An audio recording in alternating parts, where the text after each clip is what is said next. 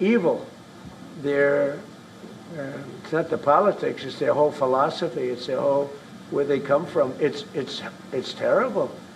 Where they killed 35,000, I thought it was 32, now it turns out it's much more than 35,000 people. And in some cases using machine guns with people that have no weapon. They have no weapon, and they're being machine gunned, they're being sniped from buildings, they're hitting the people with snipers right through the eyes. It's just a very evil ideology. And nobody's really seen anything like it. As I said, even the fact that they've attacked all of their neighbors, and the neighbors weren't attacking. They thought they'd maybe sit it out or what.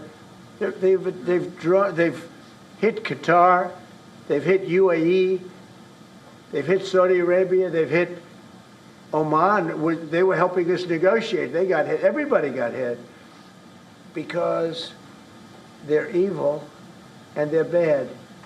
It's a bad seed. And somebody had to do it. And it should have been done sometime during a 47-year period because so much death has been caused by them, so much unbelievable death. From Germany, too. Germany's been hit. Everybody's been hit by them. It's an evil ideology. And I've never been, look, I've done a lot of good things. So many people are saying, thank you, thank you, thank you. You see it in the streets of Los Angeles. They have thousands of people. I saw it the other day. Pictures of Donald Trump. And I'm looking, I'm on the phone, probably talking to you. And I'm looking, and I see my picture, I say, oh no, it's another, protest.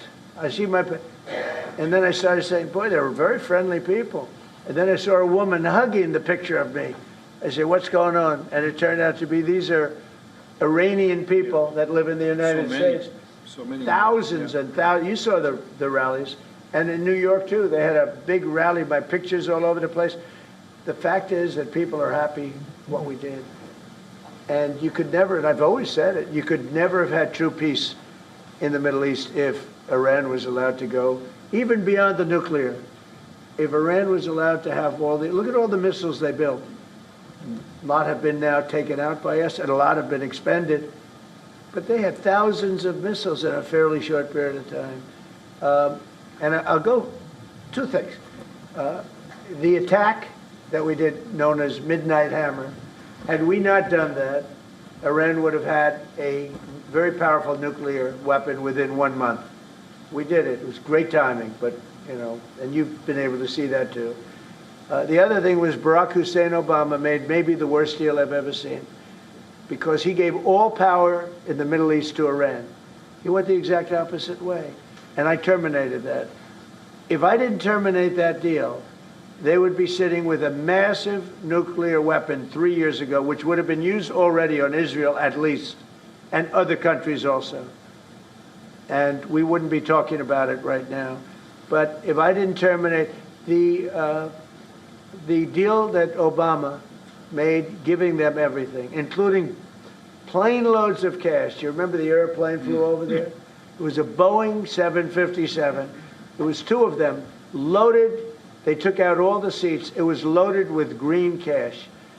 So much cash that it was in Virginia, Maryland, and Washington, D.C.